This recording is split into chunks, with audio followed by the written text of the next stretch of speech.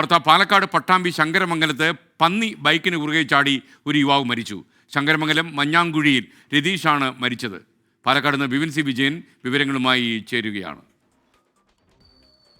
ആ ദൃശ്യമാണ് പ്രേക്ഷകർ ഇപ്പോൾ സ്ക്രീനിൽ കാണുന്നത്. Good morning Bipin C Vijayan. സങ്കടകരമായ വാർത്തകളാണ് ഇങ്ങനെ കണ്ടുകൊണ്ടേയിരിക്കുന്നത്. പറയൂ.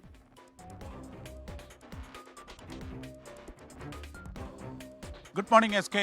ഈ പറഞ്ഞതുപോലെ തന്നെ ജീവിതത്തിലേക്ക് രതീഷ് തിരിച്ചു വരുമെന്നാണ് പ്രതീക്ഷിച്ചിരുന്നത്. പക്ഷേ മരണം സംഭവിച്ചിരിക്കുന്നു. തൃശ്ശൂർ മെഡിക്കൽ കോളേജിൽ വെച്ചാണ് മരണം സംഭവിച്ചിരിക്കുന്നത്. ജനുവരി 12-നാണ് ഈ അപകടം നടക്കുന്നത്. അതായത് പട്ടാമ്പിയിൽ നിന്ന് കൊപ്പത്തേക്ക് പുലർച്ചെ 2:30 ബൈക്കിൽ സഞ്ചരിക്കുകയായിരുന്നു. അപ്പോഴാണ് ഈ കാട്ടുപന്നി കുറുകെ ചാടി അപകടം സംഭവിക്കുന്നത്.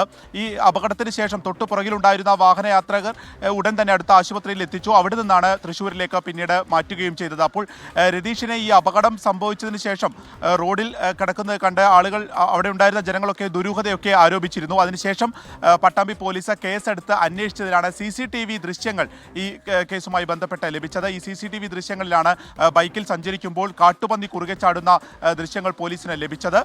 ഇതുപ്രകാരമാണ് ഇതിലൊരു വ്യക്തത വരികയും ചെയ്തത്. ഇപ്പോൾ അല്പസമയം മുൻപ് ഇതുമായി ബന്ധപ്പെട്ട് രതീഷ് മരിച്ചിരിക്കുന്നു. 38 വയസ്സായിരുന്നു. SK. ഘടകരമായ കാര്യമാണ് ബിപിൻ സി വിജയൻ.